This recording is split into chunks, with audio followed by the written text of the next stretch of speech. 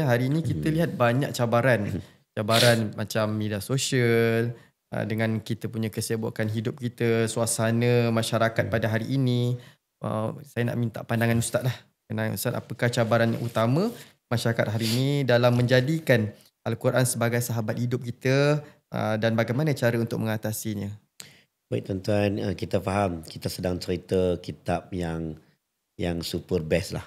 Kitab yang dia katakan sebagai everything is data. Kan? Big data. Kitab yang kita duduk pada setiap zaman, kita akan nampak relevansinya pada zaman itu. Jadi kalau kita nak jadikan dia sebagai satu buku yang boleh diguna pakai sepanjang zaman, sepanjang waktu lah, macam Ustaz cakap tadi, kesibukan kita. Macam mana? Kita tidak boleh jadikan ianya satu teks ibadah semata. Yes, baca Quran, anda baca Quran, fala taqul alif lam mim. Aku tidak menyebut alif lam mim itu satu huruf, tetapi alif satu huruf, lam satu huruf, mim satu huruf. Yes, itu kempen baca. Tapi kalau kita hanya jadikan Quran itu teks ibadah, kita rasa sempit. Dia akan rasa itu ibadah mahdah. Ada waktunya. Orang Melayu pula nak pakai tengkolok dulu, duduk bersila baru boleh baca Quran. Dia susah nak duduk saja nak baca Quran. Dia kata janggal ni. Nak duduk saja-saja baca Quran, sambil naik kereta baca Quran, naik bas baca Quran. Kalau negara Arab biasa, naik bas baca Quran, tengah berniaga baca Quran. Tak ada siapa nak cakap kau poyo, kau duduk belagak tunjuk alim. Tak ada. Sebab budaya. Maka kita kena jadikan Quran itu bukan teks ibadah, tapi teks kehidupan kita. Semua benda. Kita kaitkan dengan semua benda. Baru kita akan rasa bahawa benda itu boleh bawa carry dalam hidup kita. Kita stres pagi hari. Kita stres. Kita tak tahu di mana tempat nak mengadu. Tiba-tiba Al-Quran kita baca. Quran ni dia, kata-kata ulama yang masyhur. Kalau kamu nak berbicara dengan Allah, maka bacalah. Bila kamu nak berbicara masalah kamu kepada Allah, fasalli, maka solatlah kamu. Bila solat kita cerita masalah kita. Tetapi bila kamu nak Tuhan berbicara dengan kamu, bacalah Al-Quran. Walaupun dia sebut tabbat yada abi lahabi wa tab, sebut Abi Lahab, kita pun sebut Ashraf. Walaupun dia sebut Fir'aun, sebut Ashraf. Dia sebut nama-nama yang baik, nama-nama ancaman, sebutlah Quran sedang cakap dengan aku. Jadi bila kita duduk, bila kita baca tu, kita akan rasa macam semua benda. You ada masalah, buka Quran, Quran cakap kepada kita, ma wadda'aka rabbuka wa ma qala. Aku tidak meninggalkan engkau bersendirian. Macam Nabi ditinggalkan berbulan-bulan tanpa wahyu. Bila kita hadapi masalah tentang kewangan, Quran sebut inna lillahi wa inna ilaihi raji'un. Dulu aku bagi pinjam kepada engkau kereta tu, hari ni kereta tu rosak. Dulu aku bagi kerja dekat engkau, hari ni aku ambil sikit rezeki. Allah kata Allah yubsutur rizqa liman yasha' wa yaqdir. Aku boleh bagi semua orang kaya, tapi sengaja aku jadikan Allah faddala ba'dakum ala ba'd fil rizqi. Aku lebihkan orang ni daripada orang ni. Lahir daripada rahim ibu yang sama, tapi kakak duit lebih sikit, adik kurang sikit. Allah tentukan. Jadi kita akan rasa tenang. Rasa tenang. Dia tak jadi teks ibadah semata. Walaupun saya sebut tadi, tuan-tuan baca tak faham pun boleh tenang. Apatah lagi faham. Berapa ramai orang menangis dengar baca Quran. Dia pun tak faham kenapa makcik orang mana. Kalau gajah. Kan? Kenapa Imam Sudah itu baca makcik menangis. Entah tu kan.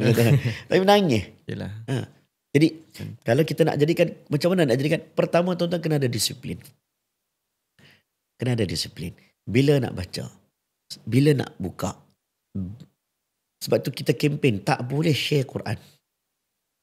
Saya kempen baca Quran, jangan baca dalam handphone. Boleh baca bila nak baca. Dekat pejabat, dekat tempat tak ambil Quran, silakan. Serupa ustaz lah, kita lah ustaz. Ada TikTok kan. Ada TikTok. Orang tanya kenapa buat TikTok? Nak tengok tanyalah ustaz. Nak tengok Ustaz Kazim, nak tengok Ustaz Wadi, nak tengok Ustaz ni dalam 2 minitnya Ustaz Wadi tu pun. Macam tu. Yang lain tengok benda lain. Sama macam handphone. Senang sangat you nak buka benda-benda lain. Sebab tu kita kempen setiap orang satu mushaf. Satu mushaf. Jangan kongsi-kongsi. Anak-anak seorang satu. Pegang. You nak buat PhD, you tak ada laptop. Orang kata apa dia ni? You tak prepare ke? You nak masuk tempat kerja, tak ada workplace. Kerja tak kondusif. Betul? You tak ada preparation untuk bentuk. You nak hidupkan diri you membaca Quran, you susahkan suasana nak membaca. You takkan dapat. Jadi kita cuma mudahkan urusan kita dengan Quran. Itu salah satunya lah. Selain daripada apps Quran ni pun bagus juga. Saya bukan cakap tak boleh, nak kata kena ada. Yang ni ada ketika bila you tak boleh nak duduk betul-betul nak baca. Itu baca. Lepas tu baru kita bincang tentang tadabbur dan sebagainya. Yalah, sebab kalau ikutkan Ustaz kita memang media sosial memang kita tak boleh lari lah. Sebab keadaan masa sekarang ni kan, kita kena ikut juga peredaran zaman. Bila masa yang kita berdakwah tu sendiri pun dalam media sosial sendiri untuk sampaikan pada masyarakat. Kalau ikutkan Ustaz, untuk yang ada kaitan juga macam kita solat kita baca Al-Quran dengan ayat-ayat Al-Quran tersebutlah. Dalam Al-Quran tu sendiri dikaitkan dengan zakat. Aqimus solah wa atu zakah. Dalam Al-Quran tu banyak berapa gandingan dalam 20 ke 30 gandingan yang telah digandingkan keduanya lah.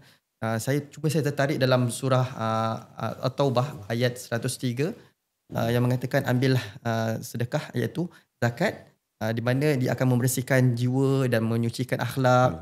Itu adalah ayat Quran yang telah menyatakan di mana kalau kita ambillah zakat daripada orang-orang yang mempunyai harta ni lah untuk dikeluarkan zakat. Jadi kalau boleh tak Ustaz terangkan mengapa Al-Quran dia tekankan zakat ni dengan pemberian jiwa dan harta yang suci? Tuan-tuan, wala tu'tus sufaha amwalakum allati ja'alallahu lakum qiyama. Allah sebut, walaupun ayat itu berkaitan anak yatim dan sebagainya, Allah sebut harta ini qiyamah, bilang belakang. You cakaplah macam mana pun, kita ni crime boleh naik, jenayah boleh naik bila ada masalah ekonomi. Kadal faqr an yakuna kufran, walaupun ada menyebut hadis ini dhaif. Boleh jadi orang-orang yang fakir itu mendekatkan diri kepada kekufuran, tetapi maknanya kita boleh lihat banyak kes-kes pengabaian, perceraian sebab masalah ekonomi. Duit nampak simple, tapi sebenarnya macam mana you nak manage kewangan. Quran sebenarnya cerita tentang kewangan ni banyak. Lagi banyak ayat Quran tentang kewangan daripada ayat tentang selawat. Selawat ada, innallaha wa malaikatahu yusalluna ala nabi. Ya, selawat mulia. Tapi cerita you nak manage sampai you mati pun ada. Sampai ayat yusikumullahu fi auladikum lidzakari mithlu hadzil unthayain. Ayat faraid cerita habis. Kalau you tak reti nak kontrol duit sangat, you tak reti nak wasiat, you tak wa'atul mala ala hubbi, you tak reti nak hibah. Okey, ayat faraid itu last lah. Kan? Quran cerita wa'atun nisa sadaqatihinna nihlah. Respect orang perempuan belum kahwin lagi, bagi nafkah, everything. Tentang macam mana you nak menjadi lelaki yang dikatakan lelaki yang, yes, you cakap you pemimpin. Ar-rijalu qawwamuna 'ala nisa. You kata you pemimpin. Tapi bukan pemimpin saja. Wa bima anfaqu min amwalihim. Dengan you bertindak sebagai provider. Macam itulah orang provider lah kan, betul ya? Provider. You sebagai yang jaga kewangan. Kewangan ni banyak. Dalam Quran begitu banyak. Quran cakap fa in anastum minhum rusyda. Anak yatim bila nak diberikan duit kepadanya, kita jaga anak yatim bila rusyda, sehingga dia ada kebijaksanaan. Jadi zakat kalau kita sebut, mustahil apabila dia cerita tentang kewangan itu, kewangan ini, dia tidak ada satu sistem nak menjadikan orang-orang yang miskin, kecil hati, dengki, marah, tak puas hati dengan sistem, maka dia mewujudkan satu sistem yang mana orang kaya, pejabat zakat, kalau itu pemerintah Islam, dia kena pergi cari. Ini pemerintah Islam. Sebab itu tuan-tuan, kalau pejabat zakat pergi kat pejabat tuan-tuan, minta duit, tuan-tuan jangan kata dia nak cari duit. Ini sunnah. Khudh fi'al amar. Khudh min amwalihim sadaqatan tutahhirum. Pergi ambil di dalam poket mereka. Maksudnya perintah bagi. Perintah ambil dan perintah agih. Dua perintah yang berbeza. Bukan agih saja. Ambil kena ada. Okay? Jadi, khudh min amwalihim sadaqatan tutahhirum. Ambil. Bila ambil pula, I tak ambil banyak. Ambil sikit je pun. 1/40. Potong kek, ambil kek, potong 40. Tuan-tuan beli kek beli kek, potong 40. Satu pieces tu je tuan-tuan keluar bagi ke orang miskin. 25% ya. 25%. You bagi sikit. Lepas tu apa pula? Quran cakap, siapa nak manage? Quran kata innamas sadaqat lil fuqara wal masakin. Sesungguhnya zakat itu lil fuqara, untuk fakir, untuk orang miskin, wal amilina 'alaiha. Tiba-tiba amil ranking nombor 3. Padahal ramai lagi asnaf fisabilillah, Ada 8. asnaf riqab. Riqab. Tapi dia sebut amil nombor 3. Why? Kalau tak ada operation, gagal kita dalam semua pengurusan zakat. Zakat. Jadi amil ni ranking nombor 3 menunjukkan kenapa dia nombor 3. Sebab nak cakap, you tahu cara nak manage kewangan. Nak bagi kepada fakir, nak bagi kepada orang miskin, lepas tu nak bagi kepada siapa, you tahu. Asnaf fisabilillah, kalau kita punya pemahaman sama 1400 tahun dulu, ramai tak dapat ni. Betul tak? Ya, betul. Ramai tak dapat. You duk cerita tentang, alah ustaz, orang-orang dekat lorong, pelacur-pelacur ni tak tahu, tak ada orang Islam tak boleh tolong. Kami pergi ke gereja, kan? Tiba-tiba zakat tak boleh selesai. Ada ar-riqab, ada al-gharimin, ada zakat melepaskan, merdekakan. Sebab hamba dah tak ada. Tak ada. Macam mana you nak buat? Ini semua fatwa-fatwa. Sebab tu Quran. Bila kita cerita, maka dia pun kaitkan juga tentang zakat. Jadi tuan-tuan, ini bahasa mudah lah. Sebab tu Quran ni dia nak bagi jenayah, bagi stability. Maka dia cerita tentang ayat-ayat berkaitan dengan hukum hakam kewangan supaya orang rasa agama ini cantik. Maka zakat diwujudkan membuatkan kita rasa seronok bahawa kita keluar pun tak banyak. Yalah. Sikit je keluar. Sikit je. Orang yang susah pun menikmati. Satu hari nanti kita boleh jadi susah. Kita pun boleh jadi asnaf. Yalah. Satu hari nanti. Jadi bahasa mudah, saya tak mau cakap banyak-banyak ni semua orang zakat, kan? Bahasa mudah, tuan-tuan rujuk dengan pejabat zakat. Betul? Rujuk pejabat zakat. Bincang. Ada tak hak aku yang tidak betul? Orang Melaka, bayar zakat di mana kamu dapat rezeki? Sebab sistem ekonomi. Maka kita datang sini, bincang. Contohlah ustaz. Tanya. Sebab dia ingat zakat ni, ramai orang, dia bukan tak bayar ustaz. Kadang-kadang dia bayar. Tapi innamat taubatu ala Allah lilladhina ya'maluna as-su'a bijahalah. Dia buat silap bukan kerana jahat, kerana dia jahil.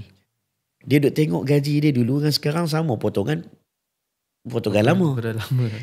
Dia potong lain. Ni tengok contoh gaji 5,000. Kan dulu gaji 5,000 tapi tu rupanya malam-malam ada beg kuning. Beg kuning. Beg kuning saja 30,000 sebulan. Nak kena zakat, Ada yang kita jumpa kadang-kadang, ustaz, betul ke ustaz? Kalau pakai gelang tak kena bayar. Kalau simpan kena bayar. Dia pakai gelang 3 kilo. Kan? Boleh tak boleh? Baru dia tahu. Ada tak boleh. Kan kena jaga-jaga tuan-tuan. Curi duit orang kaya dengan curi duit orang miskin, mana lebih teruk? Dua-dua berdosa. Kan? Tapi mana lebih teruk? Kalau ikut logik lah kan. Curi duit orang miskin, ustaz, lebih teruk dah. Kawan tu miskin, hampir curi pula duit dia. Tak bayar zakat tak betul. Itu curi hak orang miskin. Jadi alhamdulillah, ni cantiknya Quran, dia kaitkan pelbagai sudut. Itulah kita tengok daripada sistem ekonomi Islam sendiri ustaz. Di mana golongan kaya membantu golongan miskin, golongan miskin pun mendoakan golongan kaya untuk lagi murah ada rezeki lagi. Itu sebabnya kitaran hidup kita dekat ini ibarat roda lah. Roda kadang-kadang masa kita susah, kadang-kadang masa kita senang. Dalam kita masa senang tu kita bantu orang yang susah. Bila kita rasa susah, kita mohon pada mereka untuk bantu kita, mendoakan pada mereka supaya rezeki itu lebih diberkati dan diperluaskan insya-Allah. Untuk sebagai penutup ustaz kita dengar nasihat daripada ustaz sendirilah. Di mana apakah langkah yang pertama yang boleh diambil oleh sesiapa saja yang baru nak bermula dengan Al-Quran ini sendiri ustaz di mana untuk menjadikan sahabat sejati dalam hidup dunia dan akhirat. Itu yang ustaz sebut tadilah tentang banyak dari segi Al-Quran ni pelbagai bidang dalam muamalat, dengan munakahatnya, dengan hukum hakamnya, dengan syariatnya, semua adalah merangkumi dalam Al-Quran sendiri, A to Z. Mana Al-Quran ni memang dalam kehidupan seharian kita, dari segi sains, dari sudut teknologi, semua ada dalam Al-Quran sini. Untuk memberi kata pada di luar sana, di mana kita perlulah istiqamah dalam Al-Quran. Boleh ustaz beritahu untuk langkah diteruskan? Baik. Al-Quran ni dia, kalau kita jemu dengan Quran, kata Uthman bin Affan, itu adalah masalah iman. Sebab siapa yang bersama dengan Quran, dia tidak akan rasa jemu. Dia akan rasa manis. Dia macam orang minum tapi tak kenyang-kenyang. Itu Quran. Jadi macam mana kita nak jadikan Quran itu satu menyerap dalam hidup kita sehingga kita digelar Ahlul Quran. Sehingga kita dapat memohon syafaat Al-Quran. Iqra Al-Quran, bacalah Quran. Fa innahu ya'ti yaumil qiyamah syafi'an li ashabihi. Bacalah Quran. Dia akan datang kepada kamu di hari kiamat nanti, di hari akhirat nanti sebagai syafaat untuk kamu bagi orang-orang yang bersahabat dengan dia. Quran adalah bacaan orang hidup, bukan bacaan orang mati. Maksudnya orang hidup baca. Orang mati tak baca Quran dah. Orang lain baca kat dia. Orang lain baca kat dia, dia tak baca. Baca ketika hidup. Jadi tuan-tuan, kita nak jadikan Quran ini satu benda yang sehingga disebut kepada Nabi oleh Aisyah, kana khuluqul Quran. Akhlaknya Al-Quran. Kalau Al-Quran kata jagalah anak yatim, Nabi adalah orang jaga anak yatim. Akhlak Nabi itu akhlak Quran. Cakaplah dengan baik, Nabi cakap dengan baik. Jangan marah-marah. Walau kuntu fadhan ghalizal qalb, maka Nabi tidak marah-marah. Kalau Quran kata ingatlah kepada orang-orang susah, ke Nabi SAW begitulah dia. Jadi kalaulah kita baca Quran, kalau bolehlah macam saya sebut tadi kan, tak mampu semua, ambil sikit-sikit, tak ada masalah. Tak perlu khatam kalau rasa tak mampu. Tapi Ibnu Mas'ud, Imam Suyuti dalam Al-Itqan fi Ulumil Quran menyebut lebih baik kamu tadabbur sikit-sikit daripada khatam. Tapi kita lazim ulama-ulama dulu khatam supaya kena baca bagi habis, untuk kita biasakan jadi jadi zikir. Sebab zikir Quran ni macam zikir lah. Sebab itu dalam bulan Ramadan sebaik-baik zikir adalah qiraatil Quran. Orang tanya zikir subhanallah ke, istighfar ke, tasbih ke, bulan Ramadan Quran jadi zikir. Walaqad yassarnal Qur'ana lidzikri fahal min mudakkir. Allah jadikan Quran ini satu benda yang mudah untuk kamu jadi zikir. Sebab itu kata Dr. Yusuf Qaradawi, tak ada kitab agama lain yang orang hafal. Ustaz, dekat Melaka saja berapa ribu orang hafal Quran. Satu dunia ni kat ratus juta orang hafal Quran. Tak ada kitab agama lain orang hafal. Budak muda boleh hafal. Orang perempuan ada haid boleh hafal. Orang tua boleh hafal. Budak-budak kecil boleh hafal. Orang buta pun, ribuan orang buta hafal Quran. Jadi Quran jadi Allah jadikan zikir. Rugi kalau kita tak terkemaskan. Itu satu. Nombor dua, kalau tak boleh Ustaz, kami nak masuk macam mana? Tak apa. Pilih surah yang kamu seronok. Ni kira habis tadika lah ni kan. Pilih surah yang kamu seronok. Ada orang surah Qul huwallahu ahad dia baca dalam solat. Nabi kata tak apa. Ibnu Mas'ud ketika dia excited baru masuk Islam, duduk dekat depan Kaabah. Maka orang Arab, orang Islam cakap apa? Kami zahar al-Islam. Ketika Islam terzahir, kami tak pernah mendengar dibacakan Al-Quran di depan ini secara jahar. Secara terbuka lah. Sebab orang Arab waktu tu Quraisy, kalau dengar orang baca Quran depan-depan, dia pergi pukul. Maka Ibnu Mas'ud kata excitednya kepada agama dan excitednya untuk nak cerita Quran itu sedap, seronok. Sebab Quran ni macam syair. Walaupun dia bukan syair, sedap. Macam kita lah, Ustaz buat lagu, ada orang buat lagu, Ustaz pun diklaim lah ni, lagu saya sedap begini, aku nak present ni, nak perform ni, nak dengar tak. Maka excitednya Ibnu Mas'ud, dia keluar depan orang, dia tahu akan kena pukul. Dia keluar, dia memilih membaca Ar-Rahman, Allamal Quran, Khalaqal Insan, Allamahul Bayan, Asy-Syamsu wal Qamaru bihusban. Dia tahu sedapnya. Maka waktu tu memang orang terdiam bila mendengar, tetapi dia kena pukul. Nak ceritanya, you boleh pilih surah yang you suka, tapi nak bagi tahu, dia memilih Ar-Rahman ketika itu dalam keadaan dia seronok. Orang suka dengan lagu. Kalau Ustaz pun macam Ustaz lah, dia ada benda yang dia nak cerita ke orang. Tiba-tiba dapat benda best. Dia nak share lah. Dia share. Excited. Sebab Quran ni, tuan-tuan, Nabi dapat wahyu, dia bukan planning. Nabi dapat wahyu tengah tidur. Nabi tengah jalan dengan Abu Bakar, tiba-tiba pegang kepala. Sakit. Kenapa? Wahyu turun. Tengah tidur sakit. Nabi dapat wahyu tak planning.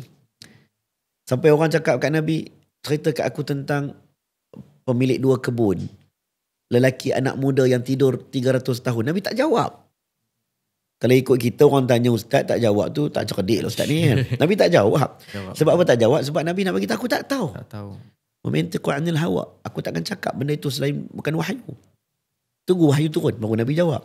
Banyak lagi menunjukkan Nabi berkali-kali macam kita kalau kita buat satu benda bagus, kita tulis lagu, hak cipta terpelihara. Orang kalau tiru lagu kita, kita saman orang tu.